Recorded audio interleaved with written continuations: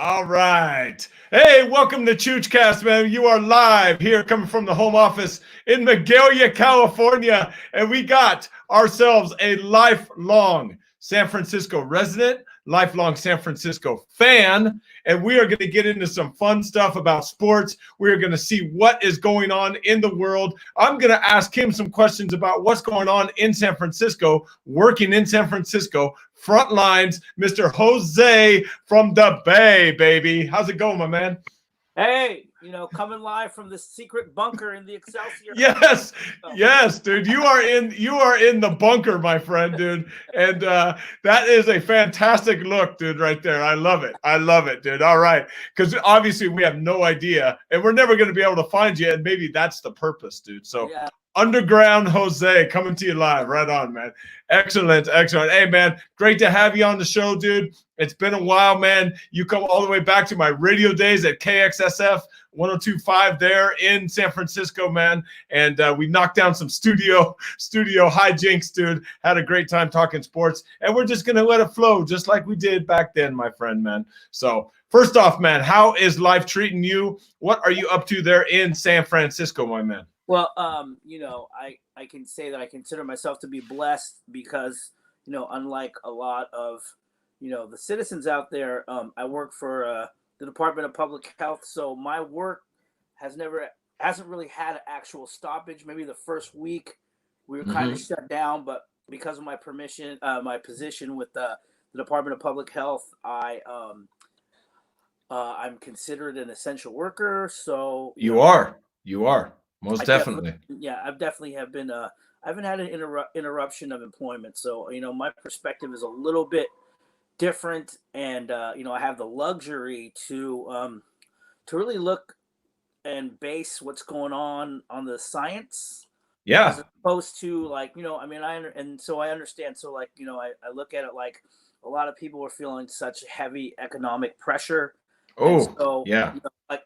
Because I'm only prefacing that because I'm sure we're going to get into some discussion about, because that's the world that we live in right now. And the truth of the matter is, so, when people hear my perspective, I have to say this is coming from the perspective of a person who has not had an interruption in pay and working the front lines. And also, so I have the luxury of being able to see this from a vantage point that not everyone is seeing it from. So just no doubt about it, man. Yes, we got a good little background on you, man. What you're up to these days, and working for the public mental health in San Francisco, man. And fantastic that you do that, man. I can't thank you enough, man, for being on the front lines like that. Yeah, you're a bigger person than I do. That's hard to see every day, man. And thank you for what you do, dude. And I know how good you do it, dude. I know because we've had plenty of conversations over the years, man. And this guy's see me in the street. The guy is in the streets, folks, talking to the peeps, man. And let me tell you, man, he's a great conversation. We're going to get into that real quick. Hey, man, wanted to pivot a little bit, man. Let's talk a little bit of sports, dude. Let's talk a little bit of no sports. Let's talk a little bit of what is going on in, not only in San Francisco, but how are you getting through this period, man, with no live sports? A lot of binge watching. Luckily, I'm kind of I'm into anime, so there's a couple series that I've picked up that have like 500 episodes. One particular I've watched like 470. Okay. Oh my gosh! I still listen to the local radio. A couple shows. My favorite show on ESPN. But even them, I mean, they have to find content, so they're basically like diverting to current events, and I do. The one thing about the pandemic has shown me that I do really I depend on sports a lot for escape and isn't that interesting? Feeling of belonging. I mean, you see me, I'm rocking a basically a throwback. Let's see that thing. Show everybody, dude. Talk to me, man. Yes. The throwback San Miguel. Pale Pilsen. Yeah. From the PBA. the Philippine Basketball Association, and Ooh, oh baby, yeah, that's tight. That's tight, yeah. dude. The Philippine Basketball Yeah, Association. you Nice. see the back. The back is a nice symbol.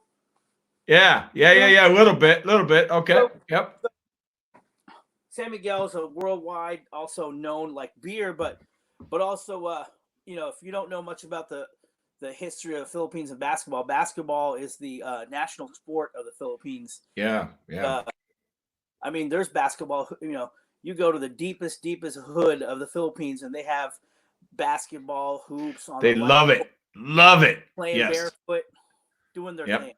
Yep. So, I mean, yeah, sports is so deeply ingrained and woven into my culture, my upbringing, and even the people that I hang out with, like so deeply that it's like, it's gonna be good. It's gonna be good when it finally comes back into play. Man. But Yeah. but I also feel like I said, I mean, I work for the Department of Public Health. I'm not seeing, honestly, how they're going to do it with safe practices. Yeah. It's That's as simple as that. It's as simple as that. And it's like, I really just hope that people don't just worry so much about their money that they forget that they're vulnerable human beings. Because it's like, people are like, oh well, the quarantine's over. Quarantine might be over, but let's face it, this is science. The germs are, or should I say, the virus hasn't gone away. Virus don't care. Yeah. Virus don't care. Like it's like, just because certain leaders say, hey man, you can go back to work, that doesn't mean the viruses are going to go, oh hey, quarantine's over, let's go this way. No, it's not. I hope we've gotten past the point where we look at leaders and go, oh, they have my best interest in mind. I think we're past that. If we're thinking critically, okay, if we're thinking as a logical human being, saying, maybe these guys and gals don't have my best interest in mind, and I have to make an informed decision on my own. What I'm seeing about this pandemic, dude, is it's bringing back a little bit of resiliency. Right? It's bringing back, like, instead of just being on autopilot and following the herd everywhere, I feel like, you know what? We're starting to get resilient a little bit more. Hey, you know what? Maybe this isn't right. Maybe I should think about this on my own. But that kind of thinking also creates a little bit of chaos, and then you get a mixed message. And so, what are you seeing on the streets of San Francisco with the vulnerable population? What are you seeing, like, their outlook, looking at it, and also maybe from a sports fan's outlook? When do you think maybe sports will get back? Well, I want to back up to this thing about the leaders. Now, I will say something about our local leaders and the leaders of our state. Okay. I feel that California is leading the way by being the most cautious. People are actually even making fun of us. People are saying that we're too harsh and all these things, and it's like, but I say this. Guess what? It's obvious that we are a people first state, at least in theory, because you know what? If it's making the people who want to go get their money mad, it's like, man, I feel like California, especially San Francisco, is leading the way and saying, hey, you know what? Yes, we're going to be inconvenienced. Yes, it's going to bite into your money, but you know what? I tell just people straight up, you can't spend your money if you're dead, right? You can't spend your money if you're on a ventilator. If you're sick, if you're hurt. Yeah, exactly. Right. And go have fun spending that money, man, when your mom's in the hospital, or your grandma, or your grandpa. Hard-earned money's going to go to hospital bills, and and I'm not trying to be an alarmist or a catastrophizer, because that's not how I get down, Chad. You already know. So I say this. I tell people, be concerned, be cautious. You don't have to be scared. But you have to be concerned. You have to be cautious. Mm-hmm. And back to your question. The streets of San Francisco, the homeless are out in force. Oh yes, they are. Yeah. Out in force, but of course I'm biased because this is the population that I work with mostly, but I will say this: I'm also biased as a human being. I say this to people who are bothered by unhoused people. It's like, A, be grateful that it's not you, and B, never forget that these are human beings. You never know what their story is. You never know what the catalyst of the reason why they're in the street. And I mean, I would say just count your blessings. When you see them on the street, Mm-hmm. just be happy that like me, I'm happy that I have a bunker to crawl into. Or Right. No doubt, man. No, wise words, dude. No, I mean, you yeah, got not only count your blessings, but understand that, every one of us and every one of, you want to say them, every one of your neighbors, every one of your fellow citizens has a story, man. They all have a story. And there's, do you think they want to live on the street? no. I don't think so. And there But might be a small percentage that do. there are some that do, but it's a very small percentage. Okay, so let's give them the benefit of the doubt. And hey, man, and that's part of why that you have chosen this profession, man, because you have empathy for this, you understand this, and not only that, man, you look at it and say, hey, if I can help a few out to get out of that situation and want to better themselves, you know what? Then that's what I want to do, man, and that's good on you, my friend. I've been there. Let's be honest. I can be honest. Right. I've been a homeless person, just Yep. truth be told. But I also will say this. One of the things is too, and you know what this pandemic has shown us. You know what? The last thing I'll say on it is we're just one or two moves away from being homeless, right? So the people the people who are right now, I'm sure there's some people right now who are like going, damn, it's like, I don't know how I'm gonna make this next payment, or rent is gonna be tough, hopefully, that'll give me a break. So you're actually more in a position to understand how this homelessness came about, because that's what I run into a lot. You talk to people like I was, they have professional backgrounds. They've had money. They've owned their own homes, or they were make their rent, and then all of a sudden, one bad move, at least a couple bad moves, and just bad luck or injury or sickness, and all of a sudden here they are. Hey, Jose, we know, man. Let me tell you, dude. We know that a bad move or two, man, can start a cascade, right? And then all of a sudden, man, we're down to nothing. Yeah. We're down to like, wait a minute, what just happened to my life, dude? What just happened to my life? And that's what these folks are going through, man. Right, right. And so, and San Francisco is, making a lot of like unique moves to get people housed, to get people in a safer position, and that's actually like what I'm doing right now. Not to be too specific, but I'm like basically helping staff one of the hotels that the city is using to keep vulnerable people who are unhoused. Right on, man. Yes, in a safe position. And so the second part of your question, as a sports fan, back in the day, the Empire of Rome used to have the games and give the people bread, and that's how they used to keep people, happy and basically in line. And I say that is like that, sports is our bread and games for a lot of us, because and it basically keeps our mind off of our problem. Life. Yeah, about some of the pitfalls of life, some of the heartaches of life, some of the things that are really hard, man. Yeah. I also think, as you said earlier, I basically work in mental health, and I think that one of the human beings main aspects to life, or one of the facets of life that people try to fill, is something to belong to, right? And that's why people do things like, that's why I always laugh at people when I hear some pundits like, well, I'd never wear another man's name on my back, or I would wear a jersey. And it's like, you know what? That's you, and that's great. It's like, but I feel like our identity is made up of all these different things, choices that we make, things that we feel represent us, or things that we feel like we belong to.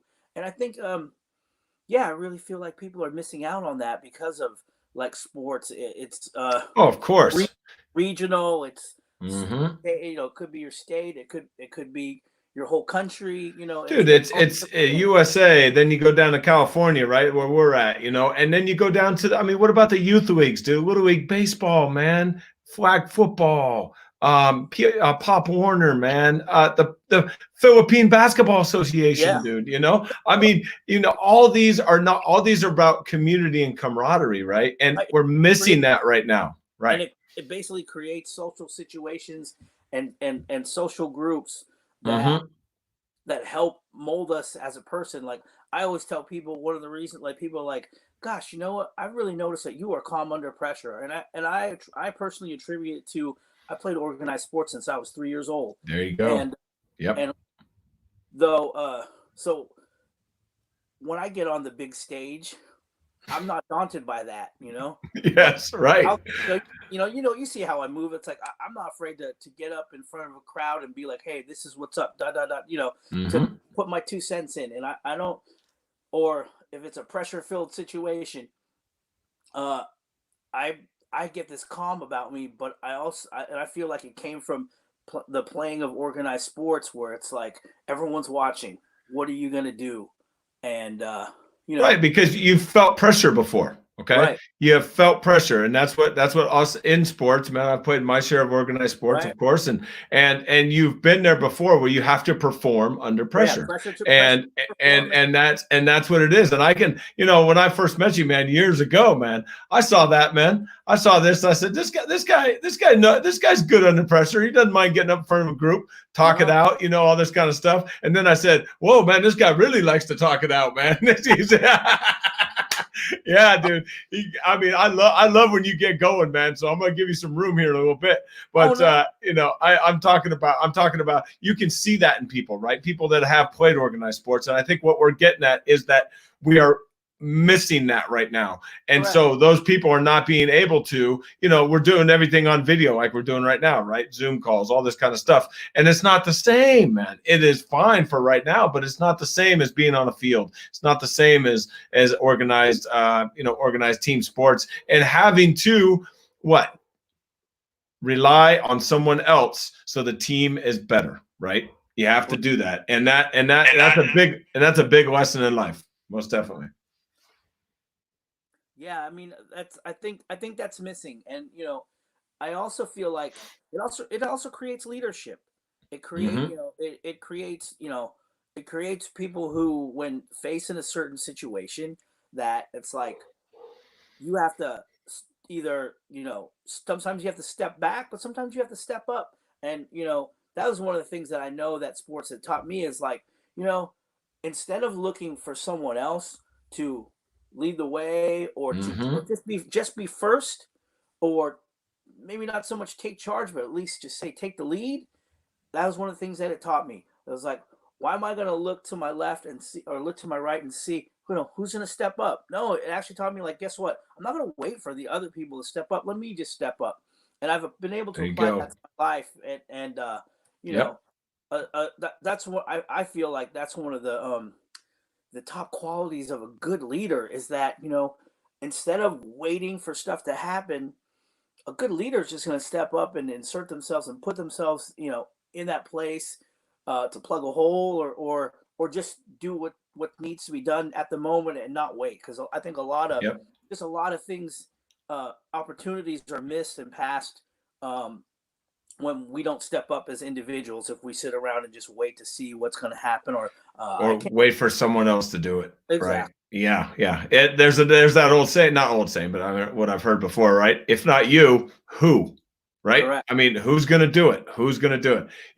And it goes back to, I just thinking about life circumstances, man. And listen, I heard someone say, when it comes to leadership and everything, saying, well, you didn't make a decision. You either had to be there or you weren't there. And they go, well, I did make a decision. And they go, no, you did. And they go, yeah, you did. They said, no kidding. They said, not making a decision is a decision. And I'm like, wow, I didn't really think about that. But that's a characteristic of someone who does not want to be a leader, correct? Right. So, I mean, I think that's the opposite of what we're looking at. The people who do not want to make decisions, can definitely learn from people on a sports field of any sport about how leadership works, and they can foray into as much as they want. And I think we're missing that right now. Definitely. Yeah. Mm-hmm. Yep, most definitely. All right, man. We are here with Jose from the Bay, man. Lifelong San Francisco man, lifelong San Francisco fan. Let's talk about your fandom. All right. Talk about, tell me about your Bay Area loves. First Bay Area sports team that you loved. First one. First one. Oh, man. Like the first one you can remember. The first one I can remember, I guess it's going to have to be the Niners. Okay. Although, you know what? Actually, like the first stuff I'm going to have to go with the Giants. My father used to take me to Giants games when the stick was still there wasn't that you could still see into the parking lot, and where I went out was single digits. One of my memories of sports was seeing first baseman Mike Ivy hit one into the parking lot. Dude, awesome. Mike Ivy, yes. Yeah, right. So, although like the Giants, I can't say they're probably number 3 of my top 3. I have to go probably Niners first, Warriors. Okay. And then the Giants. But yeah, I've always been a homer, man. I've always I could tell you a quick story. But one time I was having a nice killer sandwich at Tommy's joint. And yes, Tommy's joint, great place in San Francisco. Yes, I'm standing behind a group of these college guys, and I'm looking at them, and I recognize what's the heck is the name of the coach of Gonzaga? But I recognize Matt Santangelo, the ball player. Mark Few is the name as the coach of Gonzaga. He was a very nice guy. So I recognized Matt Santangelo, who was a great ball player. Yeah. Hey, hold on a second. I was like, hey, what are you guys doing? You're here playing USF tonight? And he was like, yeah. Are you gonna roll with us?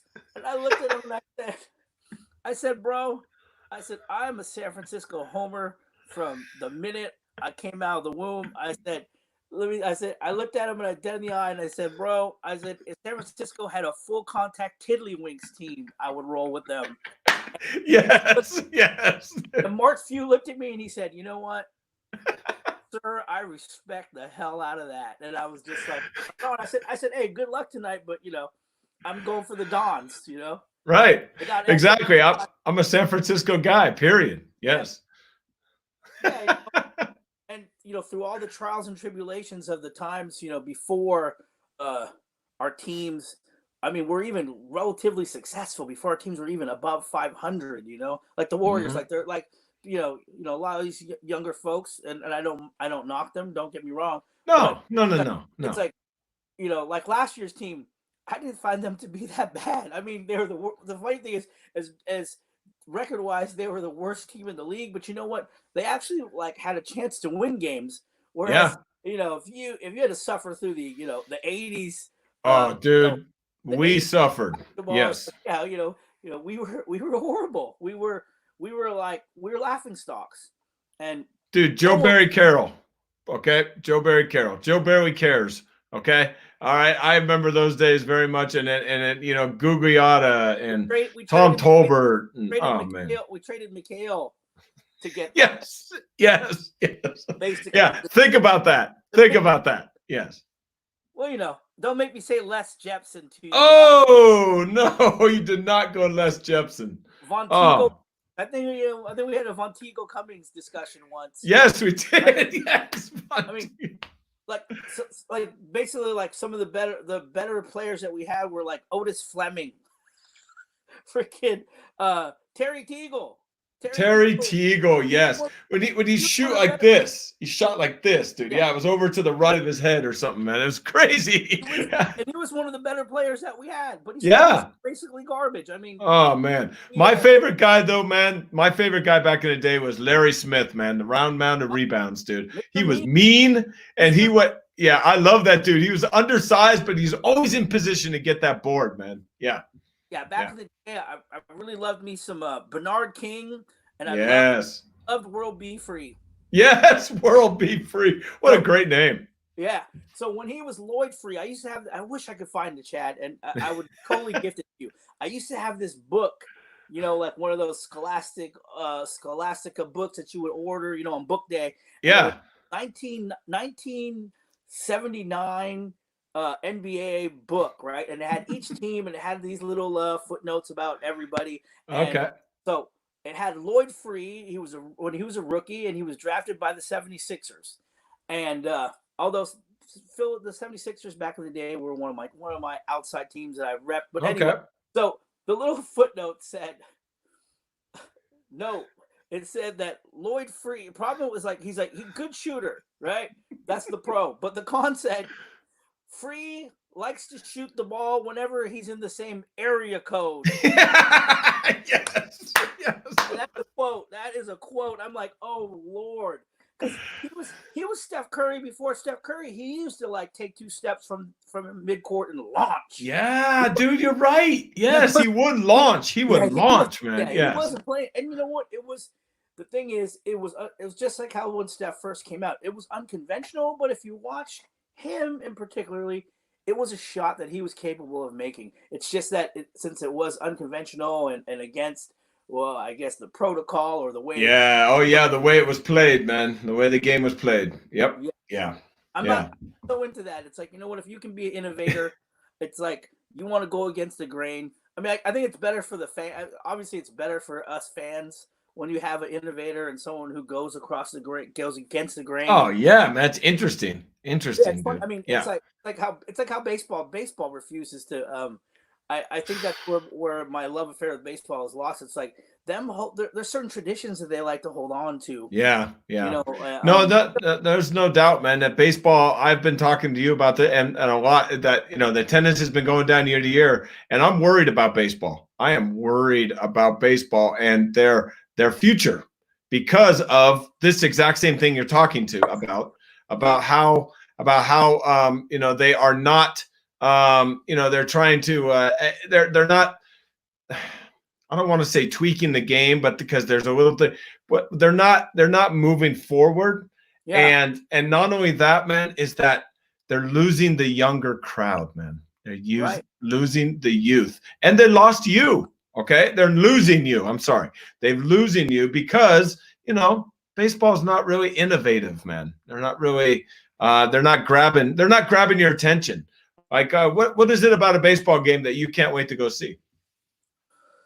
Yeah, and it's I what's funny is I feel like even though I'm not from the younger generation, baseball takes too long, bro. For me. Yep, and that's the problem in today's society. Yes. Yeah, I mean, I was listening. I can't remember who the pundits were, but they were talking about the thing. What people don't understand is baseball really is the sport of yesteryear. Baseball was, during the dog days of summer, you would flip on the game and it'd be playing in the background, and you would start your morning chores on Saturday, go outside, mow your lawn, come back, and the game's still going on. It was kind of like basically almost like a background music or an accompaniment to a much slower time. Yes. And, for better or for worse, this is a microwave, cell phone, quick hit, instant gratification society. And however it's like, you can view it however you want, but the thing is, at a certain point, society is what it is. And as you say, it's like, guess what? The people who are going to be supporting baseball monetarily for the future are these younger generations. And it's it's like, we're not saying to do away with the tradition and the older fans, but you have to be welcoming, accommodating, and at least concerned about these newer fans and about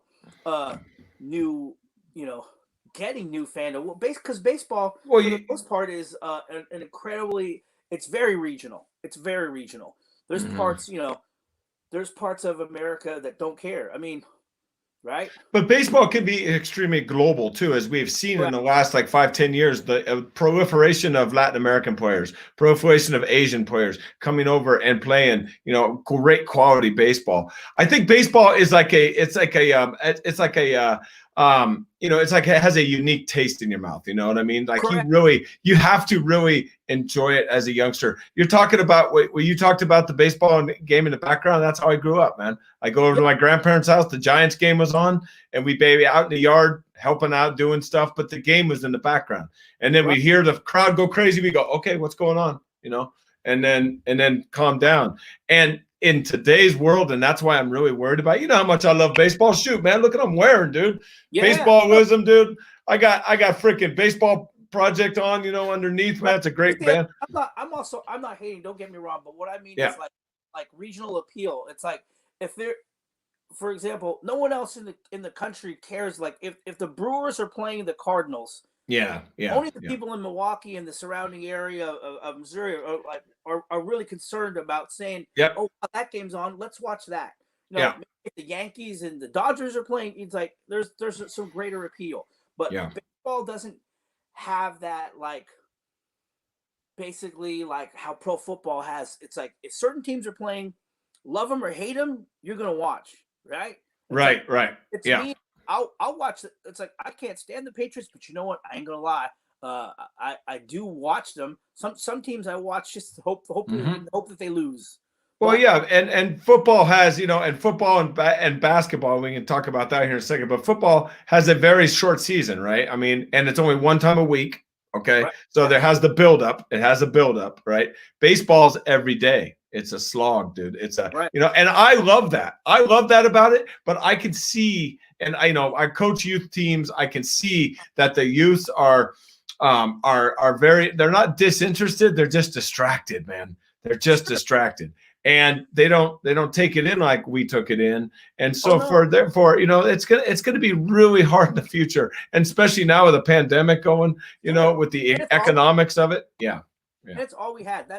That's the thing. It's like, for example, that's why I also say regional, because when you go to other regions, I'll use St. Louis again as an example. Mm-hmm. They love the Cardinals. Yes. 365 days a year. Yep. But you know what? Unlike the Bay Area, where you have so many people who are indifferent to sports, who could not only do they care less, they would hope we could do away with sports. Why? Yes. Because there's actually more on our plate. There's more stuff to do. There's, like you say, there's more distractions. Mm-hmm. And so the more distracted or the more options that a population has, then I think that the draw for certain things, such as sports, pulls back. It's like the minute the Giants started losing again, they lost their streak of being sold out. And people can call that front running or else. It's like, in a form it is, but it's also like, hey man, it's like, you know what? This is the Bay Area. There's so much entertainment. There's so many things that we can actually do that it's like, hey, then I'm gonna go do this,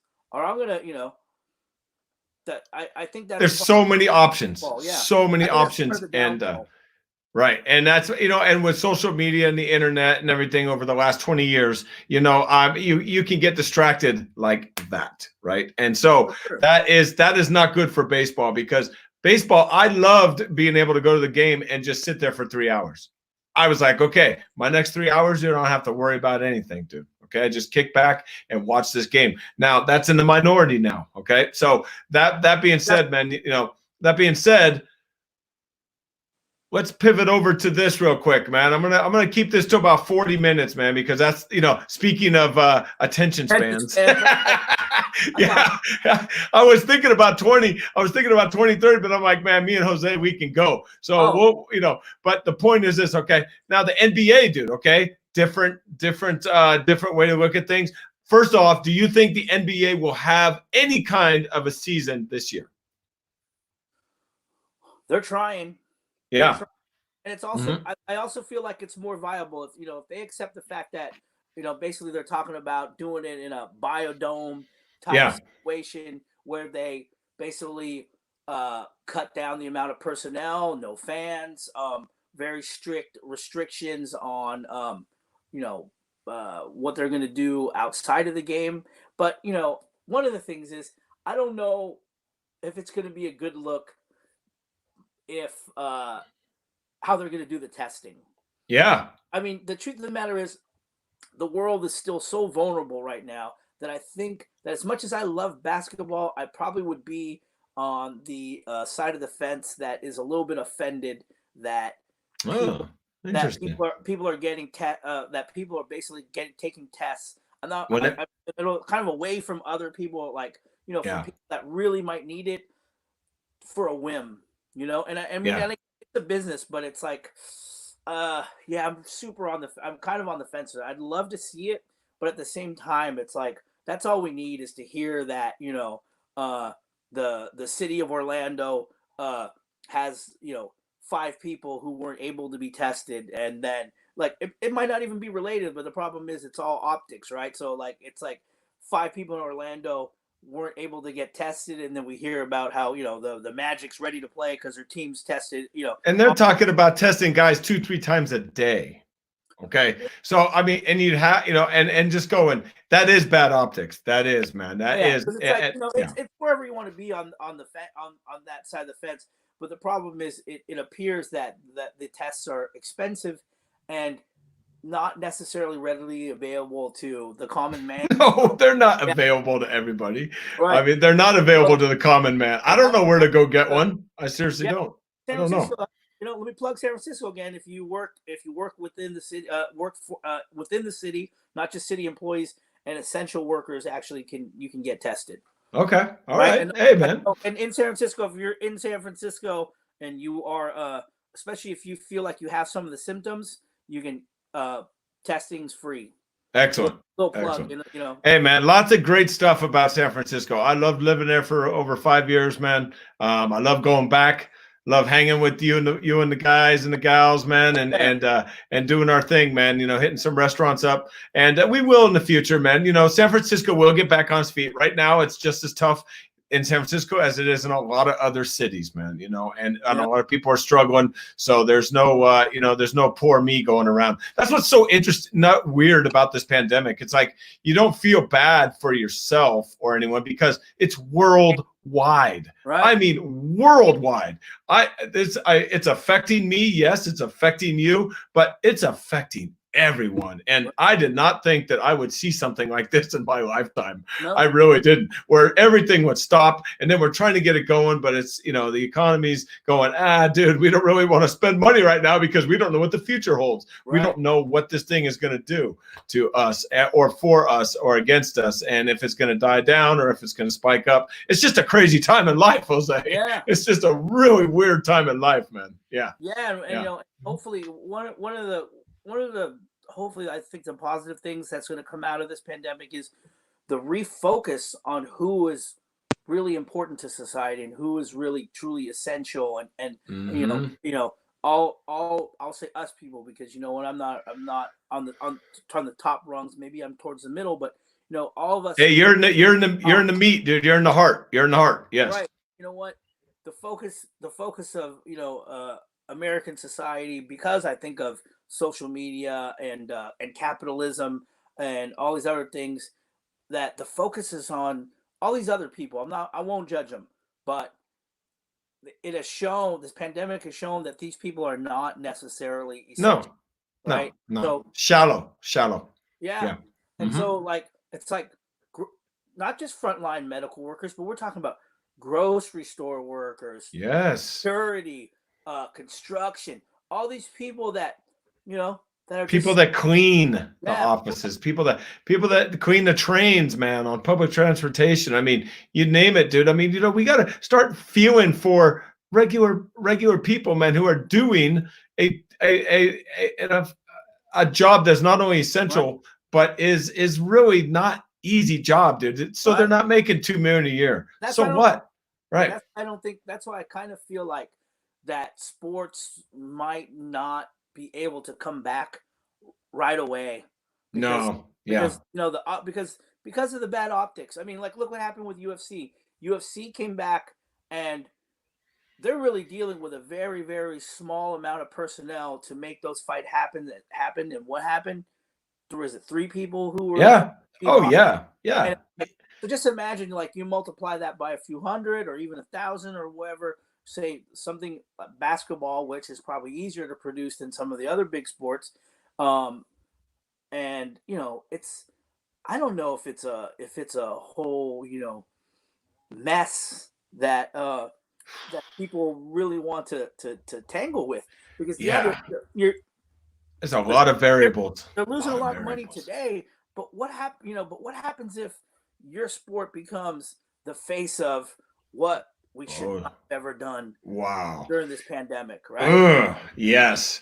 Right. And the NBA shut down right away, right? And they started this in the sports, right? Rudy Correct. Gobert and everyone. Okay, you know what? We're just going to shut down. And sports they do have that option to be the ones who do it, come back correctly as well, come back and figure it out. They have that in them, and I hope they take that option, dude. Because they could be like a beacon of light to say, hey, this is how we are going to do it, and you have to be patient with us, but this is how we are going to do it, as opposed to we're just going to jam it down your neck and throw it on TV and hope it sticks to the wall. And hope that they don't have a mini breakout themselves and be like, end up with a finals or a playoffs that doesn't even have the stars that we're itching to see. Yeah, right? No doubt. You're gonna have to use this. You're gonna have to have the stars. You're gonna have to have the draws, the marquees, to have people watch, man. I mean, you know. Well, because you can basically test positive for the COVID and be asymptomatic, but they're not going to let you on the court. So, right. It's going to be like, tonight on ESPN, see Middleton take on Caldwell Pope, versus the Lakers. Right. People who might want that, but you know what? Not most of us. No. They want the studs. We want to see the freak and the king play. That's, no doubt. That's another thing too. It's like we have to take everything in stride and perspective and see, and make sure we're making the right moves. That's the crazy part. It's like, you and I have traveled together, and I love my international travel. Most definitely, baby. Oh yeah. It's the life. Yeah. If I go till next year. Yeah. If that's what has to happen, that's what has to happen. All right. Most definitely. I'm not going to push the envelope and show up and get quarantined or come back and get quarantined. No. Your desires and your expectations.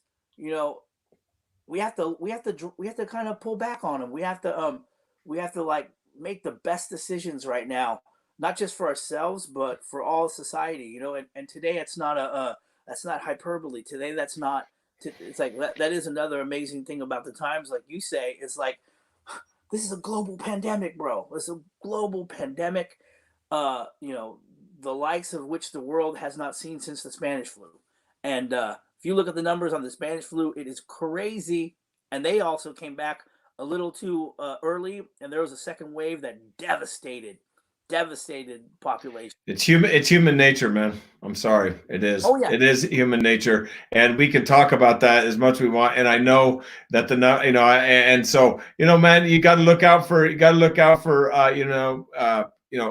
around you. Take care of your community. Take care of yourself and your friends. And we'll get through this, dude. We'll get through this. We'll be on a plane heading far east again, dude. Don't you doubt it. Don't you doubt it, man. We're putting this all in perspective. And in the end, it is what it is, because you know what? It's like, it's like, I don't want to go on into that last vacation into the ground just to try to get no, not an option. Try to get a couple of days in the sun. It's like, nah, bro. It's like, it's okay. Yes. Hey, don't. And I heard this, man. I'll just end on this, dude. Don't let your inconvenience right now act as if your rights are being violated. Okay? Because yes, it's inconvenient. It's inconvenient that you have to stay home. It's inconvenient that you have to wear a mask. It's inconvenient. Yes. But you are helping out your fellow citizens in society, man. And so that's how I look at it. That's probably not how a lot of people look at it, but I could care less, because I know that me and my family are okay right now. You work in public health, dealing with these people every day, and you're fine. Okay. So I'm meaning that you're taking the precautions, man, to not continually it's not only about you, right? It's about everyone that you affect and that you talk to. and that you said. So, you know what, man? I think, Jose, man, that embodies you right there, man. It's not all about Jose. And I've known you for 6+ years, dude. And let me tell you, dude, that's what I know personally about you, man. You know, it's not all about Jose. It's about how he affects the people around him, dude. And that's why you're one of the best freaking guests on Choochcast, dude. And I'm going to tell you right now, man, this is coming up on 45 minutes, dude, and we can go another 45, and we will in due time, my friend. All right. And so I want to thank you for coming on, dude. Thank you for dude, sharing your insights, man. Right. Talking some sports, man, and we'll get to the rest of the conversation. Oh yeah. In due time. I wanted to ask you before we leave. First off, do you want to leave with anything? But I have a question for you before we take off, man. Okay, I'm just gonna just make a plea to anybody who's within earshot of this. Protect yourselves. Yeah. Protect the community, and as I said, I don't want you to be scared, and I don't want, but I also don't want you just to pass this off like it's a nothing, because it isn't. As Chad said, I'm on the front lines, man, and it's very scary, but yet also at the same time, it's also it's uplifting, because human beings are doing what we can to stave off this attack on humanity, and it's like I see a lot of people out there who aren't taking it as seriously as I they know. should. And I worry for you, and then and because of it, I worry for me. And so I'm There just you go. going to ask people that if you're going to come within 6 feet of people, put your mask on. It's not asking a lot. That's not Really asking not. It's not asking a lot. It's an inconvenience, but it is Yes. not a violation of your rights. There you is. go. And well said. Because I only say this because I want us all to be able to enjoy time in the sun, sports in the future, everything in the future. Think about your future when you do that. If it's an inconvenience, big deal. It's not. Yeah, it's temporary. It's temporary. Correct. All right. Right on, my man. Jose, well said, my friend, as usual, dude. And one last question for you before we get off, man. Shoot it. Top 3 favorite teams that you have rooted for in the Bay Area of all time. Sports. Go. Okay, I'm gonna have to go. I'm gonna have to revamp my top 3. At the number 3, I'm gonna go with the San Jose Sharks. Whoa. Yes. Dude, I would have lost money on that. Okay, 2. Number 2, I'm still gonna go with the Warriors. GSW. Number 1. Number 1. Come on, man. Check out this golden skin. I mean, even after a Super Bowl loss, you know what? I was loving this whole season, man. They brought me so much joy that even though hey, we didn't win, and I love people who try to tell me that somehow that their team is on even footing with my team because we didn't get the ring. It's like It's like hopefully we'll play each other next year, and then you'll see whether or not you're on even footing with this beast we have here in the Bay. But I watched what that team did to the Bay Area, man, and brought out so many people up. And watch out for them Niners, man, because they are young, they're hungry, and they are. I'm gonna tell you, they're nasty talented. Yes. All right, man. Hey, I want to thank you again, my friend, from coming on Choochcast, dude. This has been a freaking riot, and we'll do this again soon, my man. All right, Jose out of San Francisco, coming to you live on Choochcast. Jose, man, you take care of yourself, man. Great having you. Loving it. All right, man. Adios, and we'll see you next on Choochcast. Later.